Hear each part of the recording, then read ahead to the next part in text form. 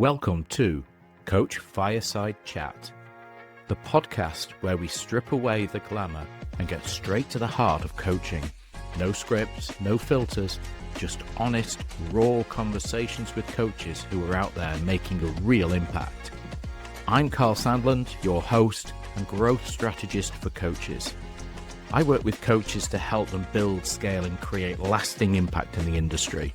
And in this podcast, I sit down with experienced coaches to deep dive into their journey, their struggles, their breakthroughs, and their unfiltered take on what it really means to be a coach.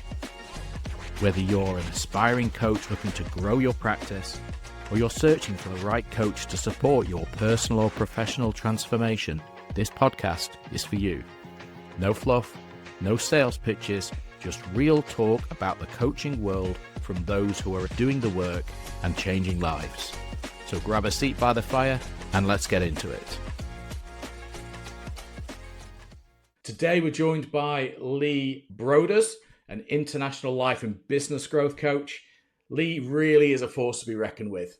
So he's bringing to the table a blend of military precision, he's keen on emotional intelligence, and the ability to empower others towards sort of unleashing their limitless potential.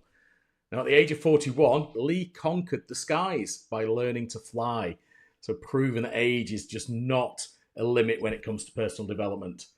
He's a believer in limitless lives. He doesn't just embrace this philosophy, but actively advocates for it as well. His vision is to help others live the limitless life that they desire and they deserve, enabling them to create an enriched life abundant in time, money, and freedom, which we'd all like, right? So get ready for an insightful conversation full of inspiration and practical insights to power your journey towards personal and professional growth. Welcome, Lee. Thank you very much. So listen, this evening we're going to be talking about, taking the leap. So employed to business owner. And it's an intriguing title because it's the truth that employers don't and won't tell you. And it intrigued me when I was discussing it with you and when we outlined what that's going to be. But just for the viewers, let's talk about what is taking the leap. What's your definition of taking the leap? So for me, I always talk about education being important. However, schools, they condition us and create workers. They create workers originally for the mills and factories, and they do a brilliant job at it. When you go to school, you're told do really well at school so that you can get a good education, you can go and get your A levels, you can go to university, and you can get a well-paid job. Mm-hmm. What they don't tell you is that a well-paid job is working for somebody else, making them rich and not you. So for me, taking the leap is having the faith in yourself and your abilities. Doesn't matter if you're baking, you fix cars, or you draw cartoons. Mm-hmm. Taking that leap and going, actually, I'm not going to work for somebody else. I want to have time to do what I want to do. Now, that for me it's stepping out of your comfort zone, and we talk about that a lot, and actually going and doing it instead of just talking about it, or worse still, griping about it and moaning at how bad life is and look at that person over there, aren't they doing well? It's for us to take the bull by the horns and say, enough's enough. I want to work for myself. And it is, and you're right. Going back to your first point about that, I guess the conditioning starts early, doesn't it? It really does start in the educational system, and yet we go along with that. I mean, myself, it was all about I've got to get a full-time job. I've got to work 9 to 5. Well, obviously, inevitably it goes more than that, but you tell yourself you've got to work 9 to 5, and then you've just got to earn as much doing that. So you sort of progress. You go chase salary and status to mean that your 9 to 5 hours will earn you more, right? Which is what I did for a number of years. But yeah, you don't. A lot of people don't even see that there's a different option, really, do they? It tends to be. I don't think many people come out of college, uni, or school and think, right, I'm going to set my own business up. It's almost, I believe, it's almost something that a lot of people will do later in life. They'll sit back and think, I don't like this. I don't like the working for us. What do you think? I think you're right. the thing is when you go to school, you have people telling you that you have to get a job, which what they don't tell you is, and I taught a business studies teacher hasn't run businesses. A geography teacher hasn't travelled the world. A history teacher has not gone back in time to see. So it's all theoretical. But I don't know about you. You used to have a careers class when I was in my last year of school, and they told you all the jobs and the people you could go and work for. Yeah. Not once was I told, why don't you start your own business? You could do this, you could do this, you could do this. Follow your heart. And I can understand that they don't want you to do that, because if everyone had their own business, there'd be no one to work in the supermarkets, to work in the factories, to work in the linen mills from up north. So I can understand why, but I don't think it's right. We should be given the option to do that. Now, for me, I did really bad at school. I came out with 1 O level. Oh, wow. And I joined the military. I joined the army. And for people who don't know what an O level is, it's a GCSE, but you did it in one exam as opposed to over the coursework. So not having a good memory, didn't do too well. But I joined the military and I learned so much more. But again, what I say to people is, when you're coming out of the military, you're not told, start your own business. You're told, if you do this course, you can go and work for that company. If you do this course, you can go and work for that company. Oh, and if you do this course, you can work for that company. But each time it's working for somebody else. Yeah. And it's only when, a lot of the time, by mistake, people end up falling into self-employment and owning a business. No, you're absolutely right. And does that sort of like read as your story? Was it for you? Was it falling into it an accidental, or was it a decisive point? Because I mean, for me, again, for my own journey, it was very much it was my wife's health, and I thought, actually, I need to be more present. You know, I need to be available more. So it was the time that was, I couldn't really work the 9 to 5 anymore. That was one of the deciding factors for me. So what about yourself? So I decided to leave the army, and I was looking for jobs, and I got a job working for the government, and I was, brilliant. So we left, and they said, so I left in July '96, and they said, you'll be starting in August, September time. Brilliant. By the end of August, the job had fallen through. Wow. Now, prior to that, just as I was leaving, there was someone who went on to start a couple of companies, but at the time he was still serving. He says, Lee, work for yourself, make yourself rich, not somebody else. And I went, it's okay, I've got a job.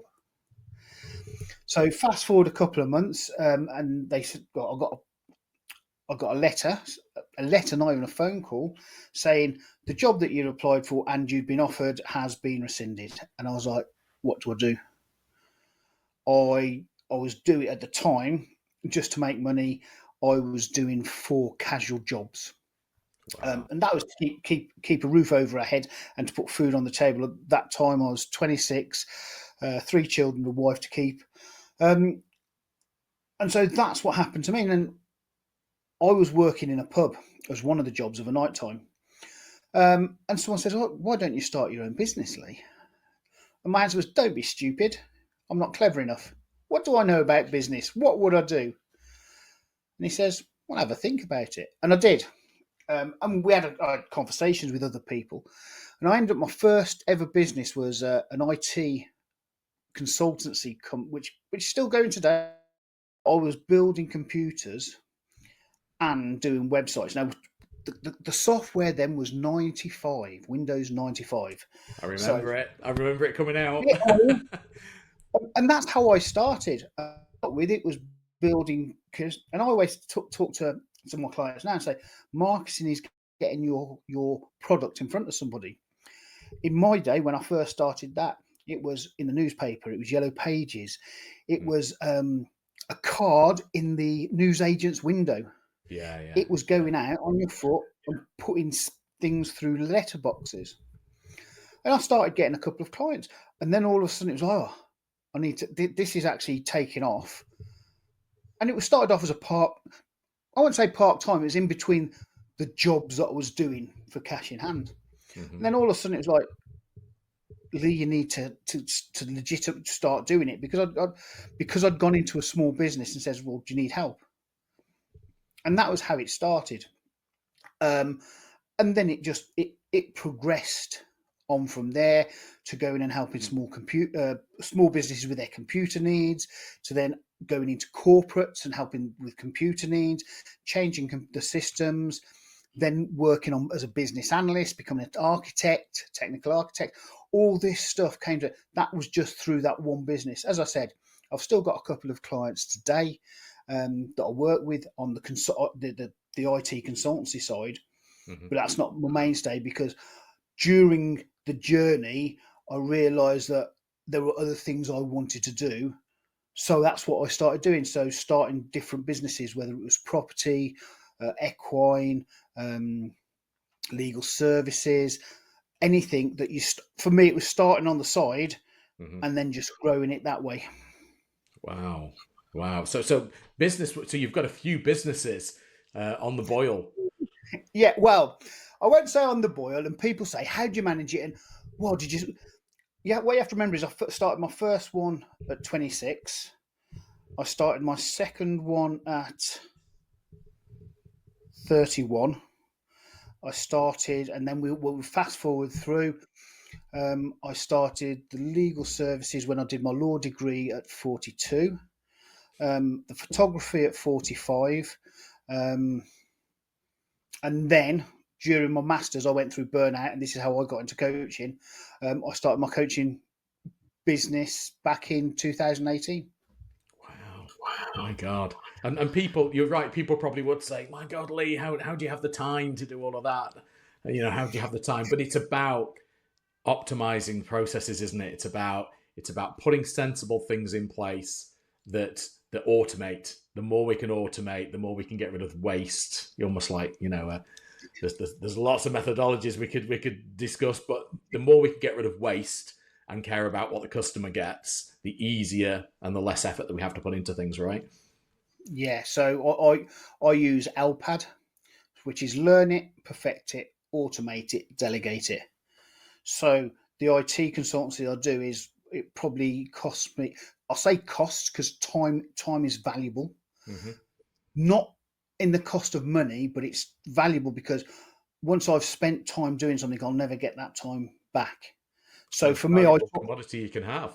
it is. I talk about time, money, and freedom quite a lot in the things I talk about, because, and certainly as you get older, time goes a lot quicker. So for me, I've also, the stuff I've learned, I've then implemented into getting other people and using processes for other people to learn it, for them to do it. So I have people that I partner with, and I don't employ them, because though it's not a bad thing, because not everyone wants to be an entrepreneur, but I have things like profit share with other people. They get my clients, they have the ability to do the job because we've talked about it and taught them how to do it, and then they get a better than usual wage or sum of money for their endeavours. Yeah, so it's a collaborative sort of approach to where both win. So yeah, it's a good model. It's great. So this, what don't employers want to, one of the things that I guess we've started off by saying, look, the educational system doesn't really program us in a way that is conducive to go and set your own business up. But then it's not only that, is it? It's also when you're employed as well. It's almost like employers don't really want you to know either, do they? They even ones that own the business themselves don't necessarily want to discuss, I guess, or encourage sort of entrepreneurship, do they? Because they're going to lose some good skills within their business. So, there is a bit of a conflict of interest really there, I suppose, isn't there? When you have a business and you're nurturing the good skills that you've got, but actually you've also got someone here who's potentially ready to to leave the ship, as it were, and go and set their own business up. So what is it that you think should change from an employer's perspective to change that dynamic a little bit? I don't think things need to change because, as I said previously, not everyone has the right mindset to start their own business, to be an entrepreneur, to be a business owner. I know people who, and I've had the discussion because they'll turn around and say, well, when I leave work, I don't have to think about it. And I'll go, okay, that's an interesting one. And then you ask the question, so what time do you get up? Oh, I'm up at 6:30. Why do you get up so early? Well, I have to get ready for work. Okay, so let's start for 6:30. You're thinking about work all the way. So you get home from work. Do you not think about work then? No. So what time do you go to bed? Oh, 10 o'clock. Why is that? Well, I have to be up at 6:30 to get ready for work. Okay, so you go to bed. So you're thinking about getting up for work before you're going to bed. And they just look at me like I've caught them out. I've caught them with that hand. What do you have? How dare you point out what they're doing? Other things, but the thing is, it's you need business owners, you need employers because of the way things are. And like I said, there are some people who don't want to be business owners. They see it as too much hard work. And let's face it, to be truthful, when you see a lot of business owners and they talk about their businesses, they don't talk about the financials, they talk about how much hard work is. Well, I had to work till 7 o'clock. So tonight we're here 7 till 8. Mm-hmm. Another thing we'll talk about is it actually work? It's talking to people. It's doing something I am passionate about, which is helping and educating other people with the fact that they don't have to be employed. But I always think about two things, and the one that always gets me is an employer will only pay you what the employer values you at. Yeah. Or can get away with. Well, that was the other thing. That goes on to be, and don't forget, they're trying to get your skills and your time for as little as possible. Mm-hmm. Which is absolutely why most people tend to get offered pay rises when they threaten to leave or hand their notice in, right? Because then the employer realizes, shit, I can't get away with paying them this little anymore. Yeah, and actually, should it be that catalyst? No, that is a completely different story about retaining staff and recruiting and inspiring. But people get into the fact that they then become dependent on that job. And I'll use the word job. Now, for me, work is doing something for money. Job is doing work for somebody else to get paid and have money. Slight difference. I work, but the money comes to me. Now, I think one of the, and I know it's a running joke, and one of the things I hear is, they go, a bloke's working outside on doing something, and his boss drives up in this brand new Ferrari. And this bloke looks at it and goes, he's envious. He's going, oh my God, that's beautiful. He said, I'd love a car like that. And the boss gets out and swaggers around and goes, what do you think of my new car? And he goes, it's amazing. It's amazing. He says, well, I'll tell you what, if you work hard and put in an extra couple of hours a day, I can buy another one. I can buy another one. I like it. Because think about it. Well, it's true. But business, in its rawest sense of the form, is having a product, whatever that product is, and selling it for a profit. Mm-hmm. Now, the cost of sales is the employer, but you're selling their time, their knowledge, their skills to benefit yourself as a business owner. Yeah. With a markup. There has to be a markup or you wouldn't do it. Yeah. No. Yeah. So now, as I said, some people are really happy with that. They don't think they've got anything that they can do, or they can't better themselves. Mm-hmm. But it doesn't matter where you come from, whether it's an estate in Birmingham or whether it's some posh place and they go to Eton. we've all got something to offer that's unique to us. And that for me, so we talk about taking the leap. Why would you not want to have more time, more money, and more freedom in your life? Because when you've got your own business, you control your time. You decide whether you're going to work that day. Mm-hmm. Now, it might be that you have to get money in, but you can make that decision not to. Yeah. Money, you'll get paid more. And even if you don't get paid more, you can run your taxes a lot better. So you're going to have more money in your pocket, more disposable cash. And then freedom is the ability, and I think time and money give you the freedom to actually do what you want, to travel, to be with family, and those three things, as I say, I harp on about. The one, I think the three corners. There's four, isn't there? The three stones that are laid down to actually be achievable, and you don't have to be. And certainly in this day and age, when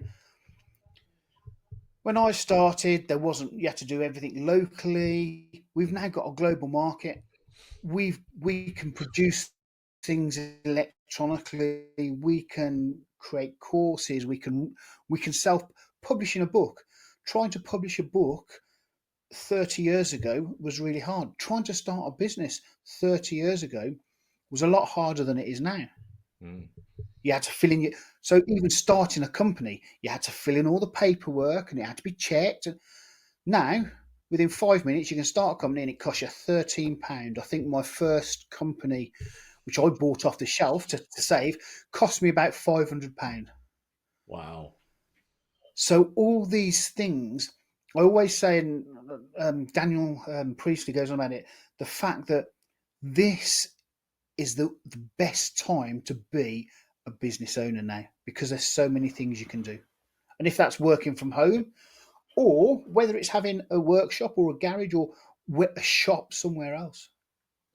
No, you're absolutely right, and it is. Look, it is so easy to set a business up now. I think sometimes though, the ease of it is some people's downfall, because it is so easy now. I mean, well, my business now has been running mostly in the background whilst I had a 9 to 5. But now it's a full-time business for me. But it's been running 3 years. But yeah, when I first started off, it was dead easy, quick to set up, cheap to set up. I became VAT registered straight away because I thought there's some incentives here, and I'm not going to wait till I hit the 85, K or whatever. So yeah, there's tax incentives. Money I put into the business can come back out tax free as director's loan. There's lots of things. However, and this isn't me being egotistical or anything, I've got a reasonable level of intelligence about finance, accounts, IT. There's quite now. Fortunately, I can do a lot of that myself. Not my full accounts. That's still got to be done by the accountant to file it each year, obviously. But I can do a lot of it myself. But I think that's one of the other things that some people fall a little bit short on. Yes, it's easy to set a business up, but then running a business successful as a business person, that is a whole different thing. And having products and marketing and selling them in a way which is attractive for people to purchase and want is a whole different thing again. It's almost like you have to wear about 5 or 6 different hats. It's not just, I've got an idea, I'm gonna do this, right? 100% agree. I heard the other day, entrepreneurs and startup business owners now, they're not engineers, they're not coaches, they're salesmen. That's what they are. They're marketeers and salespeople. Now, like I said, when I started originally, my sales was and marketing was leaflet dumps, and all those things. Now, as I said, with the advent of social media, it's become so, I won't say easy, it's become more accessible, because the ease of running a business is no different to how it was back when I started. It's just more accessible to get it started.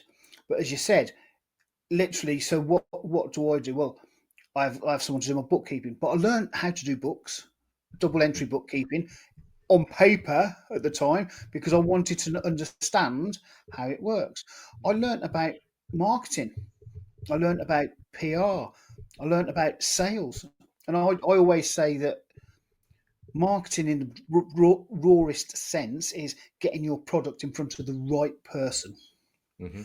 And then sales is creating a relationship because people buy from people. And this is what makes YouTube, social media, even TikTok, they get to see people. So Yeah. for me, this is the perfect time to do it. The downside to that is because everyone can do it, you end up in flooded markets. Mm. And what you have to be able to do is stand up above the rest to show that you are what you are good enough with, whether that's a software that automates LinkedIn, a software that automates Facebook, that automates emails. These are all bits that you have to know what it is. So not only do you need to be a marketing and sales and a bookkeeper, you also need to be technical. You have to understand how CRMs work. You have to understand what an algorithm is and how it can affect your marketing and your sales. Yeah. And all of that, that's as well as being the business owner and guiding the business the way you want it to go so that you're not, and I'll start use the word floundering, going, oh, well, should I do this? Should I do this? Oh, and it's keeping direction and momentum going. And yeah, and to add to that, 100% agree. But and to add to that, you've got the commitment and the dedication on a particular route, and that knowing when to pivot. That's the key thing as well, isn't it? It's like, have I tried it for long enough? Because that one extra little bit of effort might be the thing that changes it, or it might be time to pivot and now try and go in a different direction. If for example, the marketing message isn't working, but it's hard, isn't it?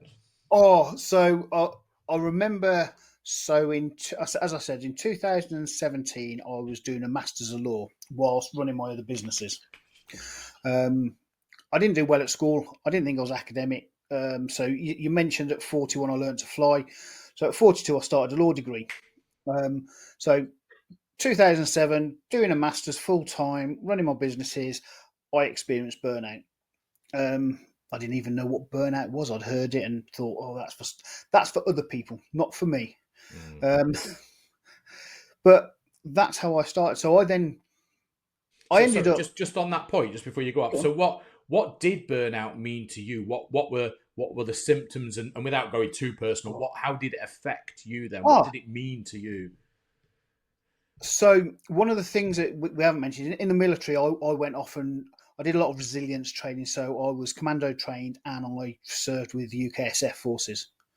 Wow. The whole thing about pushing yourself to the limit and making sure you can go that extra bit for having a resilient mindset kept me in business and going on through, well, till I was 47 when I was doing my Masters of Law. For me, I've always been, I'd get up early, I'd go for a run, I'd do sort of a walk, I'd be doing things. Yeah. I I wasn't someone who would just lounge around. What actually happened was I was struggling to get out of bed, and this is how it sort of. I think I was like, oh, constantly tired. And people saying, "Oh, go to the doctors. Go to the doctor." Oh, there's nothing wrong with you physically. Mm. As I said, struggling to get out of bed. Everything felt like a chore. I didn't want to speak to people. Now I speak to people daily, and I always have done. I've always enjoyed office. I'll say office politics, but going in and speaking to people. So all of a sudden, it was not wanting to speak to people, becoming reclusive, not wanting to get up. All these things, which individually don't mean a lot, sort of pull you down. And I, I won't say depression, but certainly there's a dark cloud for me. This is there's a dark cloud over. I've always been optimistic, and I still was, but I didn't feel that things were right. Mm. And so I've done mental first health aid since then, and all these things had they were just, it wasn't right for me, and that's how I burn out. Someone said you might have it, and I went, what is it? I spoke to a therapist. Well, there was a couple of therapists. Didn't like that because they were in the past. So then Yeah. I spoke to a life coach, and I was like, oh yeah, life coaches. But then I got interested in doing it to fix myself. Now I always say that none of us need to be fixed. We're all individuals. Mm. However, having someone to speak to can be a real boost. Mm. And then I thought, well, actually, I can actually go and do this. So I got certified and accredited as a life coach, NLP, and CBT practitioner. And I opened up in January 2018. I got these certifications, and I was like, I did a Field of Dreams. If I build it, they will come. Oh, we all do that. And then there's no knock at the door. There's no one queuing. And you think, shit, no, okay, what next? and I'd got my other business, so it was a side business. But I thought, yeah, people will come, and they didn't. In the first month, and I was doing stuff and speaking to people, and the second month, still no one. And in the third month, people saying, why do you still do it, Lee? Why are you still going out there promoting yourself? Why don't you just stick with the businesses you got? I went, okay, no. Where'd you stop? So I got my first client after 6 months. Wow. And I was like, oh my God, and then another 3 months before I got my next client. Mm. And then it started, and then I started to get clients in. And in 2019, we talk about pivoting.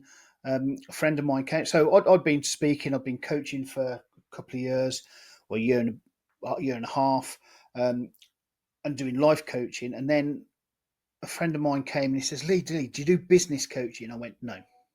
He says, but you're a coach. I went, yeah. He went, and you've got businesses? Yeah. So he says, so why don't you business coach then? Because I says, look, I've failed at more businesses than I really want to admit to. He says, great, I'll hire you. I went, no. So I went off, paid a lot of, as you do, I thought, no, I'll do it. So I paid a lot of money to learn about business growth coaching and business coaching, only to find it was something I'd been doing for the last 2 and a bit decades. And I was like, really?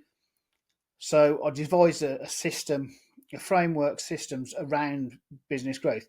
And that for me was a pivotal point. Mm-hmm. And as you said, so the question was, keep going. At some point it will work, but you have to be prepared to pivot. Because I then went, oh, I'll do business coaching, but I enjoy life coaching. So and people say, you can. Are you a business coach? You're like, well, actually, I'm a both. And how I explain is, a lot of my business owner clients come to me with a problem in the business that isn't. It's a problem elsewhere. Mm-hmm. And I have people who say, and I always say, if your business isn't right, it'll affect your life. If your life's not right, it'll affect your business. Yeah. And the whole work-life balance, which is something for employees, as business owners, we have to keep going. Like I says, and it's about keeping going. COVID came along. A couple of my business clients I helped pivot because they were doing no online stuff. And it was like, well, how can you do it? You can't go out. How do you do it? Well, can we go online? And as a coach and a mentor, it is about asking the questions, not telling them how to do it. That's consultancy. Mm. Sometimes I have to bite my tongue saying, well, you could try it this way. But it's for them to get to their own conclusion. Anyway, it is. I know what you mean. Though. It's a tough one, and many a client I've been. You're almost constructing the questions so that they'll get to the answer you know is the answer without saying it, and it's like, come on, get there. But that's what, for me, coaching and mentoring. Coaching is just asking the questions. Mentoring is drawn on my experience of me and my clients. So I helped a couple of people pivot. COVID came and went, and I was like, oh. And then last year, I got offered a chance because I do pro bono work for Ex-Forces Hub, which help veterans and service leavers start their businesses. Oh, wow. So I give between 3 and 5 hours a week to mentor those. I then got asked to do some work for a government initiative, and we're talking about it, and then someone said about a master's in business mentoring, and I went, "Oh, that sounds interesting." So last year, Most of us, Lee, would run away from that and think, "You what?" well, having what happened last year, last time I did a master's, it was like, "Oh no, yeah, go on." However, I'd learned from my mistakes and managed myself a lot better. So I graduated in October, and then I had a chat with someone in January. Actually, one of my mentors, who was one of the course instructors for my Masters in Business Coach, says, "Lee, do you fancy doing a coaching and mentoring, a mentor's supervision course? Because coaches and mentors need supervision." And I was like, "Yeah, when are we looking at starting?" So I'm waiting. I said after the first one I'd never do a master's. After the second one, I said I'm not doing anything academic again. So now I think I've roped myself into now a master's in supervision. But we'll see how that goes. But it's been able to keep going, as you said, pivoting. I've still got my other businesses that I got, but you get people in to run those for you. Mm. Yeah, and I guess that's another. Sorry, just jumping in. That's another thing as well. I mean, people talk about I want to build a business. It's like that is not just the definition of that. That's not a one size fits all. I mean, for example, I mean, don't get me wrong. It's a business with my wife. We are both shareholders, but I don't see me employing other people. This isn't why I'm building the business in the way I'm building it. I'm building it as me being the primary delivery. And if I need to automate things, fine. If I need to outsource some things, fine. But I don't actually want to be, a CEO with God knows how many directors and then managers underneath and workforce underneath. Whereas some people, that's how they see a business. It's like, oh, God, you'd start a business. Oh, God, what's it going to be doing? And how many hundreds of people are you going to have working for you? It's like, the business world is not always like that, my friend. It's certainly not. And interesting you should say that, because you talk about there's two types of businesses you can start. One is a lifestyle business, and that normally has about 8 people, maximum 12 people, but between 1 and 12 people working in it. And that's a lifestyle where you get some software developed and you create courses online, and it brings in the money. You're never going to make you're never going to be able to sell it for millions of pounds, because again, you are the product. Yeah. Or you've got the power business, which is you start off with the view of selling it. A lifestyle business, you can do a lot of the time you can do anywhere, and you're in control. A power business is a very different business. I've worked with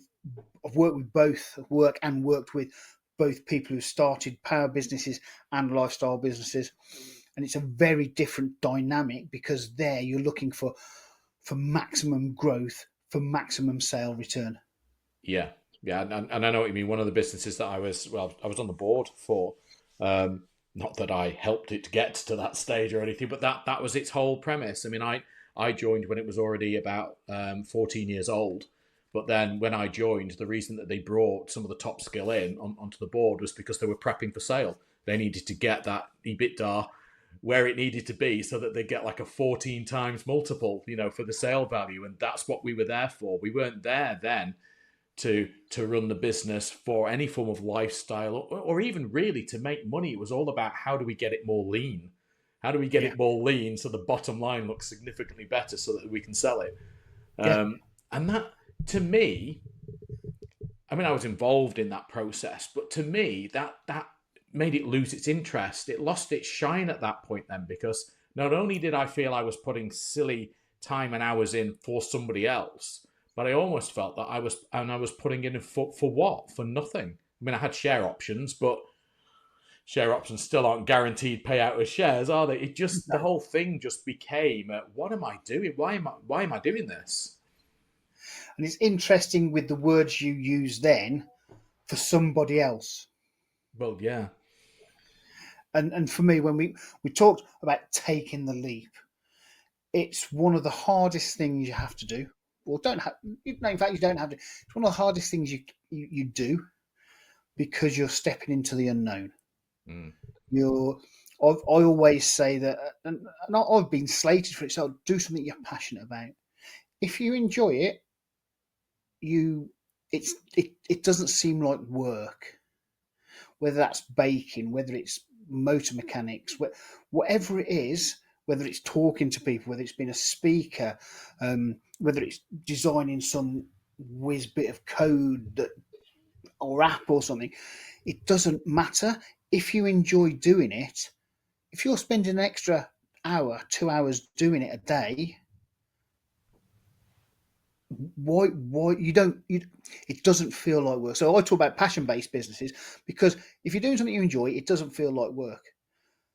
And when it doesn't feel like work, it's not work. Now, and you're only going to get that in a lifestyle sort of business, really, aren't you? This is a lifestyle business. Oh yeah, I work with some power businesses. Would I want to be in them? Not a chance. And some of these people, they're doing what I've done in the past, doing 12, 14-hour days to actually create what they're, and I don't knock them for it. In fact, I'm there to help them. Would I want to do that again? No. But there are people out there who do. I'll still say young enough. They've still got the energy in it. Now I'm 54 now. I have got the energy to keep going and doing what I do. But I think that's more because I enjoy it. To being able to help people live the life they desire and deserve. Because once you actually decide, you can then step into it. And it's when we talk about what the employers don't tell us is, they tell us how hard it is. They don't tell us how much they're making off each person. They don't tell us that actually the product that you're making cost them 10 pence to design. They don't tell you that, well, actually, you've seen the Ferrari. Well, I've got 4 others in the thing. They're able to make money off other people. Now, I don't have a problem with that. Probably because I've never done it. Mm-hmm. I've never been employed. I always say I've worked for 3 people in my life: Her Majesty the Queen, God bless her soul, my ex-wife, and my wife. And they are the boss. The long-haired generals are the boss. But I'm not disagreeing. I'm laughing because I just relate. It's not because I disagree. It's just, I know.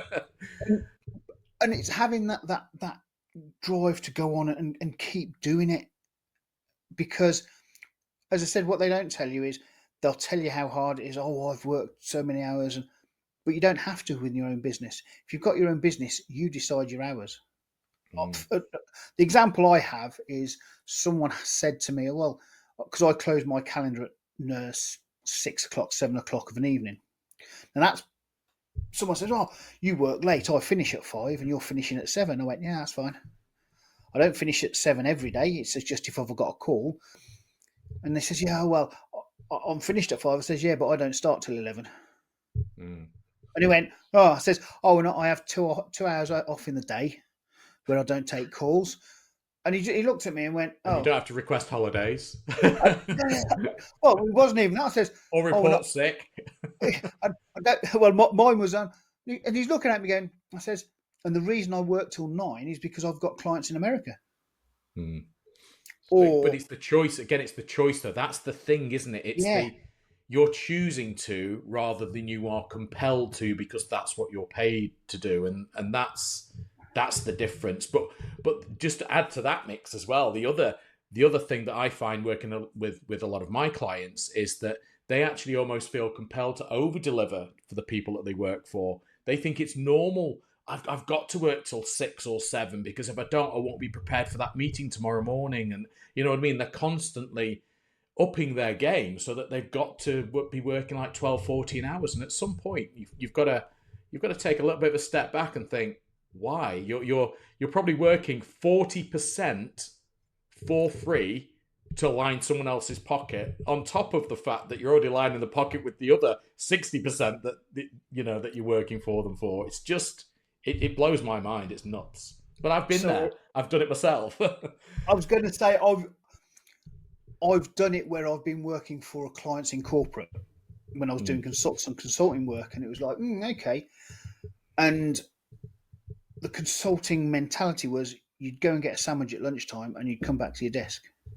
And I was like, I think COVID changed a lot of that because they wanted you in the office. People wanted you in the offices. It's changed a lot now. Yeah. And people can work remotely, though. From what I'm hearing from some of my clients is they're pushing hybrid work into where it was 5 days a week at home. It's now then 2 days a week at home, or 3 days a week, 2 days in the office, or 1 day in the office. Is now going to 3 days and then 4 days. And yeah, but it's again, definitely shifting back a little bit the other way. Not fully, but it's shifting back a little bit in some industries. In some industries it is. But again, it's a choice that people are making. You don't. It's going to sound really. People think they have to work for somebody else. And when I talk to people, I say, why don't you work for yourself? Oh, I don't know. It's risky. Who told you that? Well, you hear of all these businesses that fail in the was it something like 90% of businesses fail in the first year? Yeah, because they're not prepared. I'm going to do business. Great. What are you going to do? I don't know. Yeah, you've got to go into it with your eyes open. You've got to know what you're doing. But it actually makes me smile when people say about the whole stability side of things. Because look, I know in business, when you are responsible for bringing your own money in, it is a different dynamic than being paid to do a job. However, being employed by somebody makes you no more stable. I've been made redundant 3 times. Once, very short notice, with literally a few days before the company went into administration. And yet, I had an employment contract that said I was going to get 3 months' notice. So you sit back on that and you think, well, I'm always going to get at least 3 months' notice and pay. The world doesn't work like that. You are no more secure in a job than you are running your own business. In fact, probably less control in a job than you are running your own business. You control of your own destiny running your own business, right? Whether that's good or bad, whether you sail into troubled waters or not, the likelihood is it's you that's put it there, not someone else. Yeah, and what you said there, the whole thing with employment law and everything else, as you said, I won't say all businesses, but a lot of businesses, certainly as they start getting past into the power stage, so past 12 employees, the dynamics change. And then you do become a sort of number as opposed to a person in the business. Yeah. And then the business owners are looking for, well, what are you costing the business and what are you bringing in? What value are you adding to the business? And or can we squeeze a little bit more out of you? I know what you mean. And again, I'm laughing because I relate to it. I've been in meetings where we've had to run 9-box assessments on people and stuff and look at the low performers and the cost per head and thinking, right, well, if we had got rid of that one person, we could have 2 of those instead, or we could get rid of that high performer and get 2 of these medium. But, you're right. Those discussions go on. You become a resource. And I think that's the thing, isn't it? You become a resource in a business. And a resource isn't really a person anymore. A resource is a tool that gets a job done, and it has an overhead cost. And if they can get it cheaper, they'll get it cheaper. I was going to say, and it can be replaced. Yes. If a cog, it's the thing is, you've got a car and the cog breaks, or the cog you've got in there is not working right, so you need to replace it out. Do you go and buy an OEM part, which is £200, or do you go and get the one that's just as good, that's a lot cheaper? It's not just as good. It's okay. It'll last the 100,000 miles, but it won't last the 200. So they put that in, and it works. Yeah, you weigh it up as a business risk, and if that gets you where you need to be, then yeah, you'd do that. But yeah, there's in no way is that normally a human decision anymore when you're in a power business, is it? And I think that's what I've found certainly. They don't make decisions from the heart. A lot of people don't in business at that size. They need reminding that people are human, and I think that's and I guess that I guess somewhat overlaps into the work that I do with people, because I'm not always telling people to, leave and start your own business. But what I am saying is, don't put up. When people say to me things like, "Yeah, but no one's happy in their job, are they?"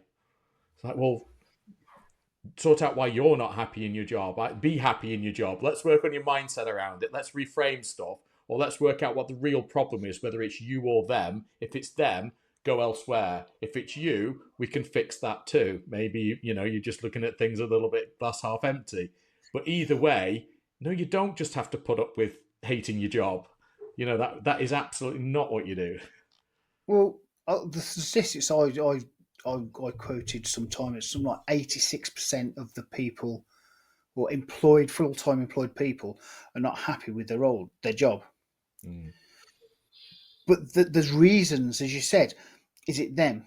So the ones that they don't get on with their boss, they don't like their boss, they don't like the people they work with, they don't feel valued, they don't feel that they're paid enough. All these things, and as you said, the work you do is essential, because once you speak to them, you can ask and get them to reframe the mind. Is, oh well, I don't like the people at work, so why not? Well, they do this. Okay, well, do you do that? No. Are you sure? Oh, maybe I do. Or Are you sure they're even doing that? Is that just your perspective? Is that the meaning you've assigned to it? All yeah. that. And the other one then is, I don't feel valued. Why do you not feel valued? And you oh well, actually they're doing this for me, and I'll get to work from home. Yes, they do value me, but then do you value yourself? So all the stuff you do is hugely important. It's not just, as you said, it's not just about starting a business. I've worked with C-level business owners on mindset as well as the business side, same as you, to actually to try and align them into what they want. Yeah. And it's there's no right answer, there's no wrong answer. But as we said in the beginning, taking the leap into owning your own business is a choice. It's not a choice you have to make. But I'm trying to think. I don't think I know of many business owners who have said, "I wish I'd never started this business. No. I've got too much money. I can spend time how I like. I'm working too hard. I've got no purpose because I don't have to Yeah." get up for anything. It's like, no one's going to say that, are they? And I'm like, well, however, the flip side to that is running a business and starting a business is not easy. It's not for the faint-hearted. It's not. But the reward you get from it, like I said, sometimes it's not even financial. It's for me. It's the fact my grandson comes over. My grandson's coming over. I know he's coming over. I don't have calls. If he does come over in say like the holidays, because he's 6 now, he's got school. When he does come over, I go and play. I go and fight the baddies with him all round the house because I can. And then it's down to the fact that if I've got a call, I'll have a call. As soon as the call's finished, I'm back with him and spending time with him, or spending time with my wife or family, or even spending time on my own. And it's my choice. Whereas even some business owners go, well, I have to go into the office, and I'm going, why? Well, I have to show face. why do you not trust those people? Well, They're yeah, not people if you don't trust them. yeah, and that's a completely different. We're going back to that whole commodity thing, and Oh, people are a resource. But no, you're absolutely right. And again, I think it goes back to that whole choice thing, doesn't it? I think going back to the very start, where we started off discussing the educational system, it's almost like it doesn't let you know the choice of starting your own business. It doesn't educate you in that way that that's an option. And because of that, we all become very conditioned, don't we, into the fact that it's a scary thing to do. It's for the elite. It's for the ones with the silver spoon in the mouth, or it could never be me. That's for someone else. Is the whole business ownership thing, isn't it? It's not until, I believe, that you get a few more years under your belt, and you've probably worked your way up, or you've had some hardship through work where it's actually made you stand back and reassess, and then you think, well, hang on a minute, perhaps some of the things we've been led to believe aren't quite right. Maybe there is another way. Maybe there is a different decision I could make. Maybe I could try that. And to have those choices, like you've described there, your choice to play with your grandson, your choice to do a call and stop. I've been doing that for a while now, and yet, months and months ago, I was still doing my 9 to 5 at the same time as well, and yet I would feel guilty. I would shut my office door. People weren't allowed to come in because it was my 9 to 5 hours, and you couldn't interrupt me. Whereas now, okay, if I'm on a coaching call with somebody or I'm delivering, all day training, that's a little bit different. But apart from that, it's like I can get up and I can go and do whatever I want in between calls, and it's that choice, and it's so empowering. And yet, I believe very few people actually experience it or know about it, and that's scary. I think you're so right about the word empowering, because it is, and as you said, we go back. We're not given the choice because we're not educated about it. So I was 26. I know quite a few people that have started businesses. I think the youngest I've seen and worked with is. Actually, I'll take that back because I know some young entrepreneurs because I proponent work for young entrepreneurs and 1 Million Mentors, which goes into schools and helps trying to change the fact that we're not told about entrepreneurs and that. And I'm just speaking to someone now about business schools in the West Midlands. Same sort of thing, going in, explaining to people that you don't have to have a great education. I started my first business with 10 years in the military and an O level. Oh, and a resilient mindset. Well, yeah, which is probably the best tool that you can have.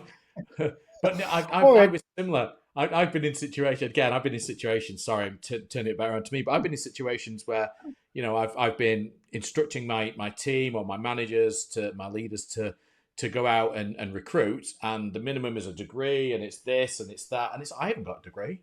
I dropped out of college. I went from school to college to do my A-levels, got one of them, failed the other 3, and then that was it. I got a job.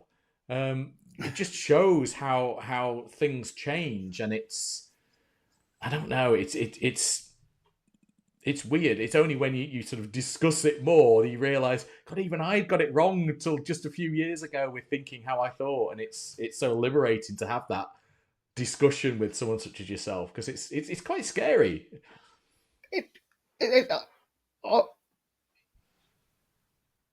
I wouldn't even say it's quite scary. I'll say it's very scary, having done it a number of times, and even now, I sometimes think, well, have I done the right thing? But yeah, I have, because I wouldn't be living where I live. I wouldn't have what I have. I wouldn't be able to travel as much, because I'd be privileged to have 28 days holiday a year. Does that include or exclude bank holidays? I've been caught out with that before now. 28 including excluding bank holidays. I've never had that problem. The army didn't. The army, you got to pay. You worked when you were told, and you got paid when you were told. Fair enough. Oh, light went.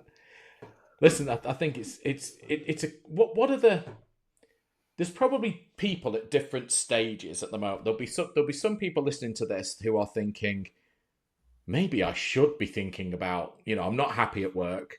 Maybe I should really be thinking about what I could do to set my own business up. That'll be probably one group. There'll be some others that maybe they have taken that leap and they're maybe wavering a little bit. Maybe they're struggling a little bit and they're thinking, "Oh God, is this goal in sight yet?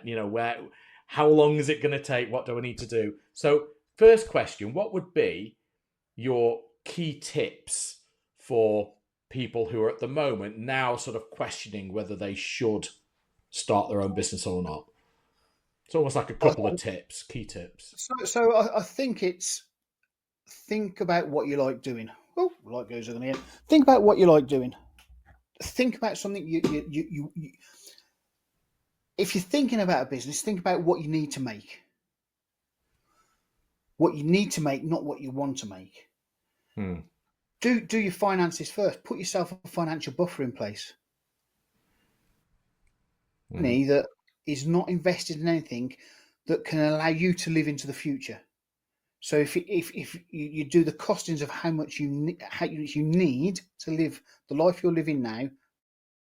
So I like easy figures because I love maths, but my mental arithmetic says so. I say you need £2,000 a month. Well, if you save 6,000, that gives you 3 months into the future with no other money coming in. Now, if you end up bringing £1,000 in a month, that extends it to 6 months into the future. Yeah, because you burn through only 50% each month. Yeah. And so for me, it's think about your finances first, get yourself into a position, because as soon as you do it and you start worrying about money, you will make some very, very bad decisions, like going back to work and getting a job, because go and get a job. And you don't give it the full amount of time it needs. Like I said, I was lucky. I was working for myself and I've got my business going. My coaching, I was 6 months before I got a client. And that wasn't a lot of money either. I'd priced myself so low that I was for a client. So that for me would be it. And then decide on something you want to do that you enjoy doing. So finances and decide on something. And then find a coach or mentor. Yeah. Yeah. So I talk about 10 steps to starting. The first thing is mindset. Get into the right mindset, sort out your finances, and then look at what you like doing. Solid bits of key advice there. So let's jump a little bit further forward then. So you've got somebody that's taken the leap, may have been trading for, maybe they're still in their first year, they're struggling, they're in that, they're at the 5-month mark maybe, and they're thinking, I've not got a client yet. What am I doing right? Should I pivot? Should I go back to work? What should I do? What would be your top tips for somebody in that situation that's starting to, I guess, have a little bit of a confidence wobble over whether they did the right thing? So they have done the right thing is the first thing they need to get into their mind. Mindset and saying, yes, you've done the right thing. You've done the hardest thing, and that's make that first step. Rome wasn't built in a day, and understanding that you don't know when that first client's going to come in. It could be this afternoon, it could be tomorrow, it could be next week, it could be next month. But if you stop now, you're never going to get that first client. Very, very. And I also say find someone to actually talk to, either a business mentor or. And I'm not even saying pay. There's people out there that do it for free. Make sure that you're finding someone who's done it and isn't just a paper expert. That they've got not even the qualifications, but then they've got the empathy to understand and the experience to tell you, well, actually, how do you feel it'll go? Do you want to give it? People talk about pivoting. For me, pivoting is when you've got it going. changing your marketing tact isn't pivoting. It's changing something that's not working. If it's not working, you need to change it. Yeah. And then it's understanding how you change it. And have, like as I said, having someone to speak to. I always say about, if you're a business owner, find 5 other business owners to work with, to talk to, because all of you will help each other. Have an accountability partner. Yeah. As I said, find a mentor. And people, certainly in the UK, like, oh, I'm not going to pay for a mentor. Why would I do that? Well, actually, they've been there. They've done it. They've felt the pain. Save you. Again, going back to that whole time being the most precious commodity, you're not going to Yeah. get time back. Yes, it might cost you a little bit of finance, but if it saves you heartache, worry, time, gets you there quicker. I mean, this is why we have this is why we have coaches. This is why we're so passionate about coaching people, isn't it? Because it's like, look, I can shine a light on that blind spot you can't see. You don't have to keep that same habit in place. It's this that's your problem. Yeah. Well, we help them find it. Again, we don't tell, but yeah, But a lot of the time we see it because we've been there. Like people, Yeah. I work with some business owners who are going through burnout, or are in burnout, or a couple who are scared of burnout and don't want to hit it. Wow. So working with them to avoid it, and it then becomes preventative as opposed to trying to cure it. Or not that you can cure it, it's just something that people have to work through. But yeah, I think that's a thing. So for me, I think it's get a good network around you.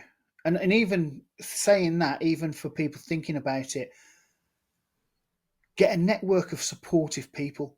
And to be truthful, sometimes family are not, and friends are not supportive because they haven't got the same mindset as you. No, absolutely. And through fear or worry of failure or whatever, they may stop you taking some of the risks that you actually absolutely need to bloody take, right? 100%.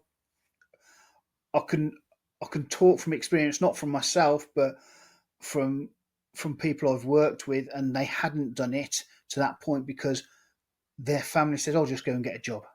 Yeah. Stop doing that. Just words were, "Don't be silly. Just go and get a job." Yeah. And Enough's enough. Stop playing now. You need to go. Yeah, I know what you mean. Listen, because they had a job.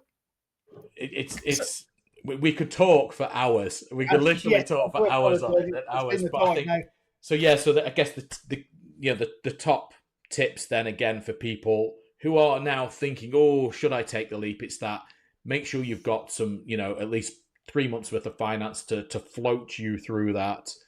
Trust that you are making the right decision, and well, I guess similar to the people who are in the thick of it at the moment, it's like have some sort of support network, have, whether that's mentor, coach, a community, maybe a free community of like minds or people that are a couple of steps ahead of you or whatever that is. And probably similar again for the people who are in the thick of it. I think people who are in the thick of it, it's probably more important that at that stage they are definitely engaging with a mentor, a coach, and maintaining that faith that they made the right decision. I think, again, going back to what you said, I think that turning the decision around and almost giving up, for me, I don't like the word failure, but I think that is almost throwing the towel in is not an option, and it's not the right way to do it, I don't think.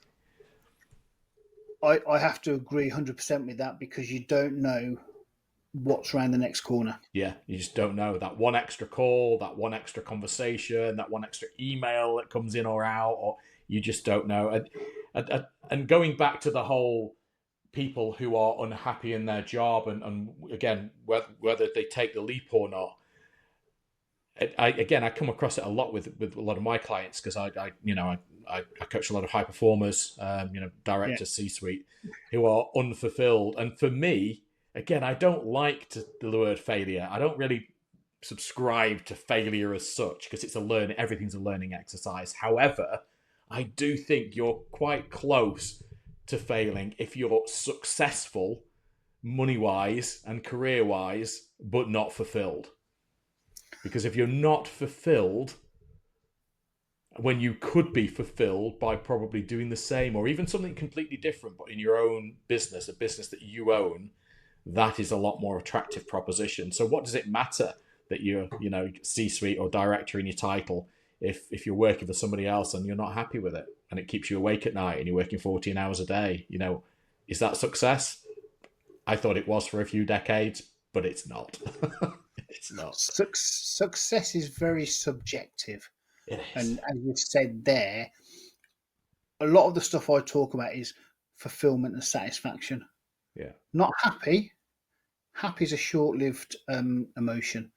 Fulfillment and satisfaction are long-term things, and they have a longevity. And actually, they can drive you on so much more than people realise. So, 100% agree.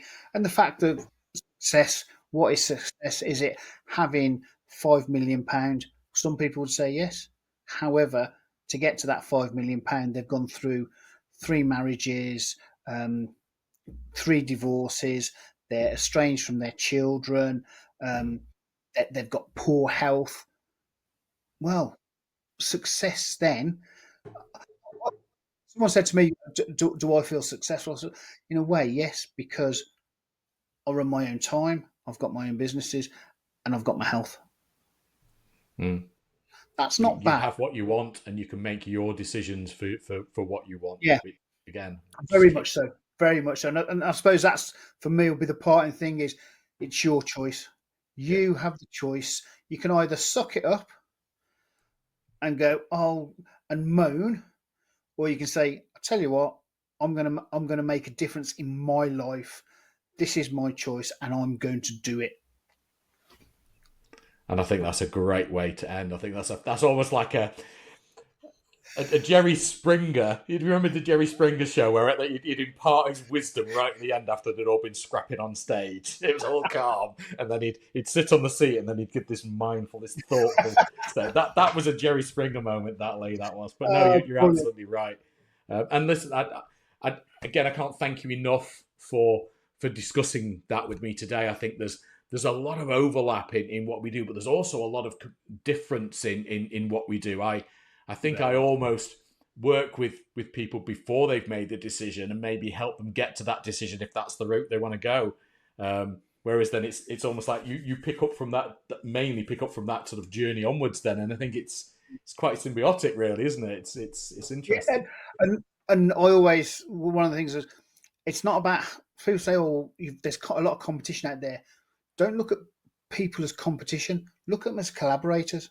Yeah. Because you never know, as you said, you're getting them before they decide to make that decision, and during that decision, and starting up.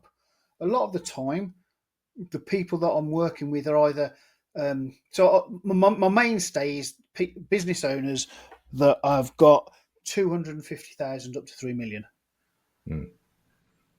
To help them extract themselves from that business because they've started building it up. And I also work with people from 50,000 up to 250,000. Oh, right. Okay. Brilliant. Okay. So both sides of that. Yeah. And sometimes they're similar. Sometimes it's very different. But that for me, what you're doing and your clients, they need to understand how important working with you is.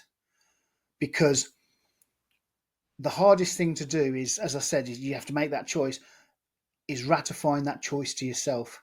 And I know the work that you do is you're asking the questions and getting them to think, are they in the right place?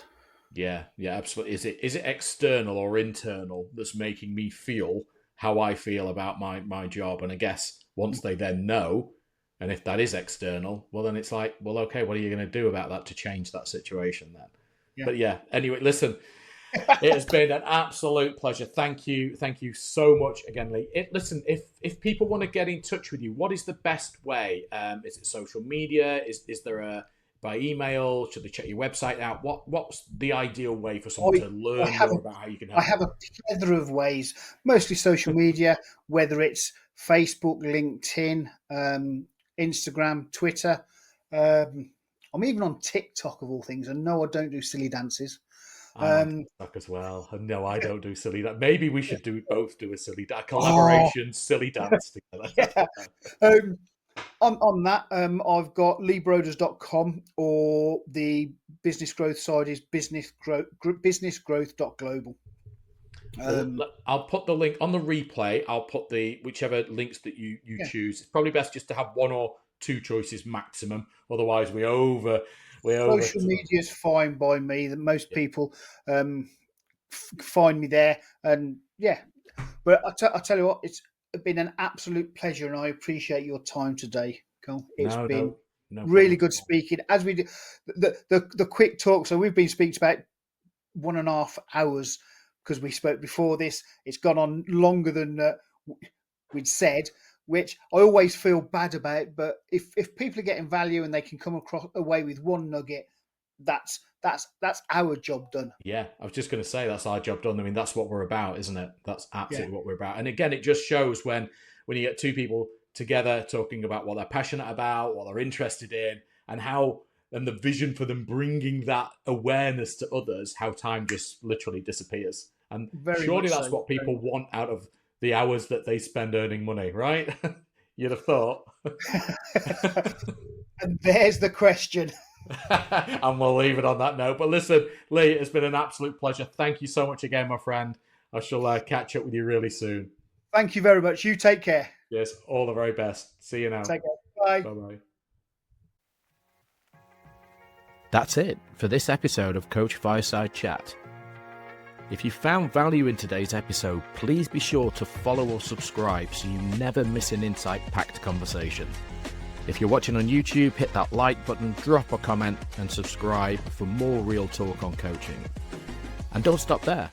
Check out other fantastic episodes where I sit down with more incredible coaches who are out there making a real impact.